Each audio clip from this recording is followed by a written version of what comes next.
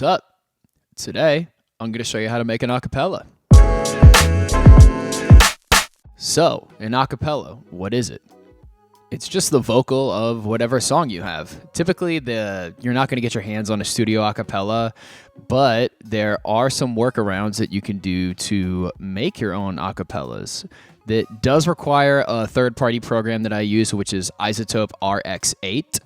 But other than that, I'll show you guys how I use that, as well as the additional processing I do to help clean up the acapellas before I put them out for people to download. So I'll just go back and show you guys the steps and how I went about it. So what I do first, obviously, is I open up Isotope RX8. So in RX8, what you do is you just simply drop in whatever track that you would like to make an acapella out of. So I'll just put it back in there.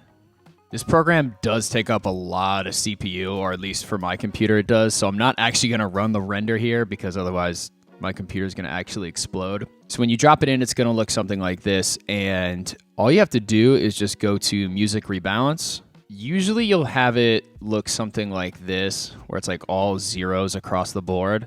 You just drop these all the way down because you don't want bass, percussion, or other in there. And then you want to set your quality to best. And usually your separation should be anywhere between this default of 38, 35-ish to about 50. You don't want to go any further or lower than that. That's usually the sweet spot.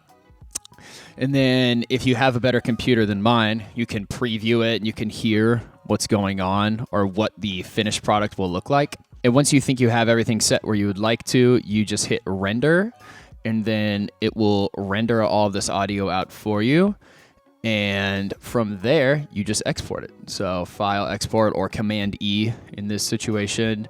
Then you just crank your bitrate up to 320 MP3, and then it gives you the opportunity to export it. So you just hit OK, and then select where you would want to drop it. I just put it on like my downloads section, and then I dragged it into Ableton. So now we are in Ableton here, and I've just dropped in the DIY acapella. The first thing I do is I always select warping off before I do any editing, processing like that. I don't want the acapella to be warped. I want it to just be the standard version of that acapella. I don't want it to be changed or anything like that for you guys. I just do a little bit of EQ work and do a little bit of like gate processing here on this end just to clean it up a little bit before I kind of send these DIYs out for other people. So I have an audio effect rack that I like to use here. It's called just DIY Acapella.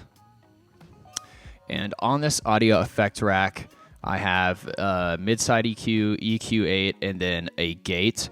So what I'm doing here is I'm just cleaning up anything on that's like really bad that needs to be addressed, because I don't really know what people are working with when they're downloading or needing a DIY acapella from me. So I try to just use RX8 to just strip it down as much as I can and then leave the other processing to them.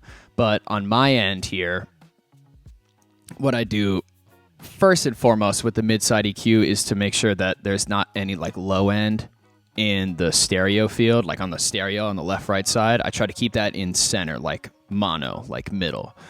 And how I do that is by using the mid-side EQ. So when you get an EQ, usually looks something like this. You have like your standard EQ, whatever, people roll off the low end, all that jazz.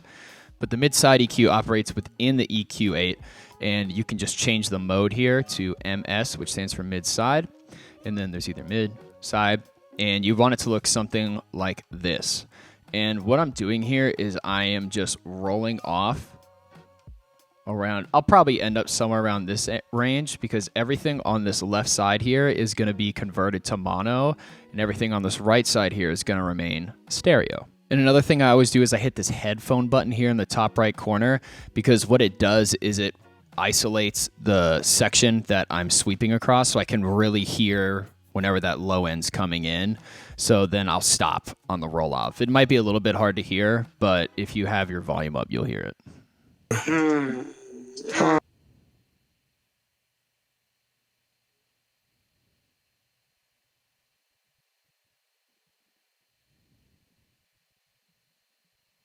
Bitch, come get it back in blood. We ain't mask up, no Dodger X. Niggas know who it was. They storing shit just like the 80s. Want some back, get it in blood. So I do that just to clean up the low end there and kind of put things in their designated space. So because you are extracting the acapella from the instrumental, so sometimes there can be that low end. So I just like to make sure that the low end is in mono and that the higher end is still in stereo. Now the next thing I do is something called frequency sweeping. I'm basically looking for anything that's like really harsh and just sounds god awful, and I just dip that out. So how I do that is if you hit this up arrow, I just set the frequency. You can just leave that as is, and I just set the Q all the way up to max here on every single different section of the EQ8, and then I put all of them on this little bubble icon right here. When I am frequency sweeping, I'll usually leave it like on this widescreen here so I can really see what I'm working with. So I toggle this arrow on and off, but I typically leave it like this. And then what I'm gonna do is I'm gonna turn this headphone icon here. And then what I'm gonna be doing is I'm gonna be sweeping across the frequency here and just listening for anything that's like just nasty. Like anything that sounds like, how it was explained to me is if it just sounds just terrible and sounds like a dying whale, that's something you wanna cut out. So just, I'm going to sit here and I'm going to listen for a dying whale, and then I'm going to cut out that frequency.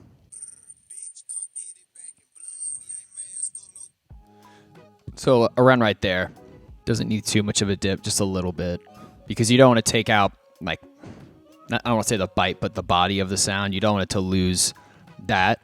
So you just do a little bit. I'd never go, unless it's just like a terrible frequency that just needs to go, I'd never go all the way down. Barely ever. Well, I just do a full reduction. That sounds like nails on a chalkboard.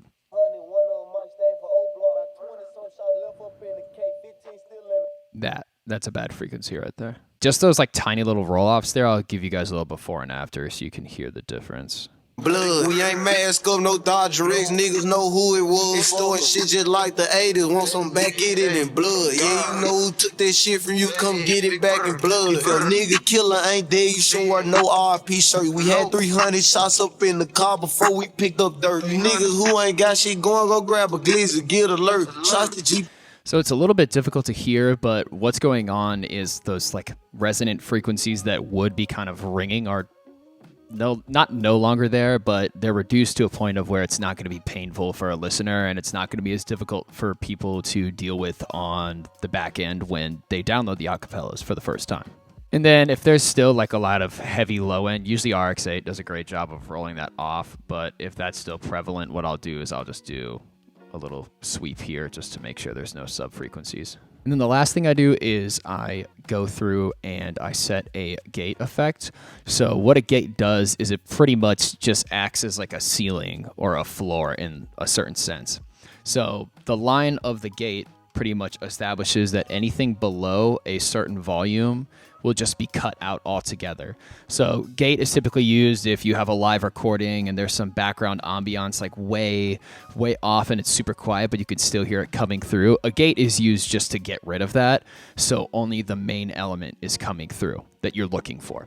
So the problem is that like a snare and a clap, typically when you're making a DIY, is still there. You won't cut that out, but you will be able to cut out a little bit of resonance with a gate effect, somewhere around like -35 and below. If you set the threshold to that, you'll be able to get rid of some resonance. And that's the last thing I do to clean up DIYs after I put them in RX8. Blood, yeah, you know who took that shit from you, come get it back. So you can hear as I'm doing that, if I crank it up, it starts to chop the vocal. So I start in the extreme and then work my way back. So I'll usually set it around like -10 to start, and then I drag it down until I get it to a good spot. Niggas know who it was. They storing shit just like the 80s. Want some back, get it in blood. Yeah, you know who took that shit from you, come get it back in blood. If a nigga killer ain't dead, you should wear no RP shirt. We had 300 shots up in the car before we picked up. Another thing that's important to mention as well is that I typically separate my DIYs as well.